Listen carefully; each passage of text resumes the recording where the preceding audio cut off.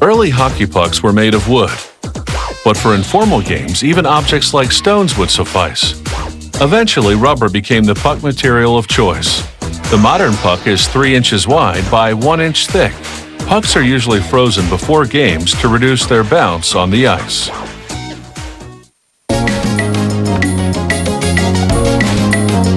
"11 different ingredients go into making these rubber hockey pucks.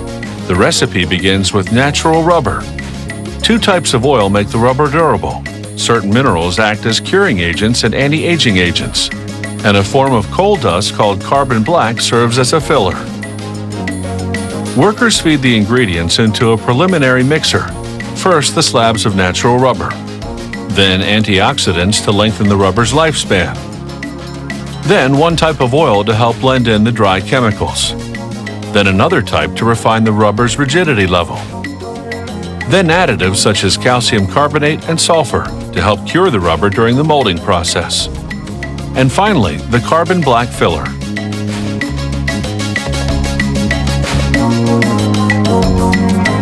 After 10 to 15 minutes of this preliminary blending, the mixture goes down a chute and onto a conveyor belt, which transports it to a machine called the mill mixer. It will perform the final mix. At this point, workers add more natural rubber.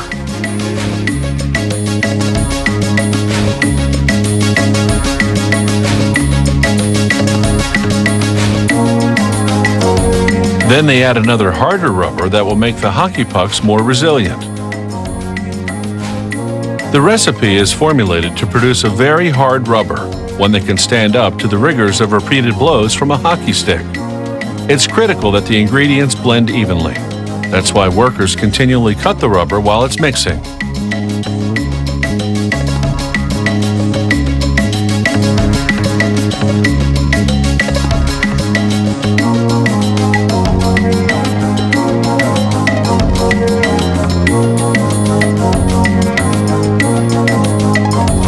In the company lab, technicians evaluate a sample from each batch. This device is called a rheometer. It analyzes what's called the curing curve, how the rubber hardens and to what degree. A computer compares the curing curve to the quality model. If they match, the batch gets the go-ahead. The rubber hasn't yet gone through the curing process, so it's still malleable. An extrusion machine squeezes it through a round die.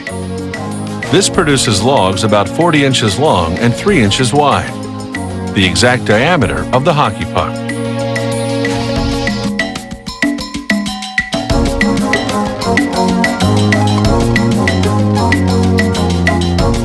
The next machine slices each log like a loaf of bread into 39 pieces.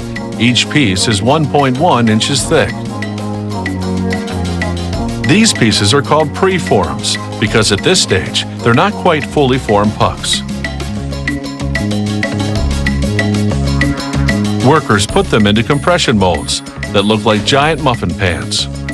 Each mold cavity is the exact size of the finished hockey puck.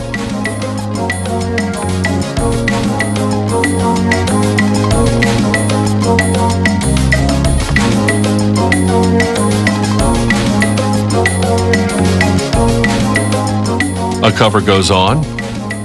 Then the molds go into a curing press, which compresses the preforms and heats them to 300 degrees Fahrenheit. It takes 18 minutes for the rubber to cure.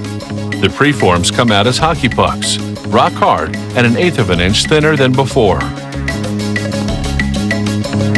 They cool for 24 hours.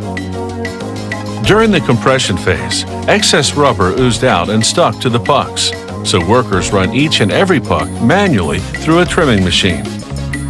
There's excess rubber stuck to the molds as well. The factory scrapes it off, grinds it up, and uses it as filler in subsequent batches.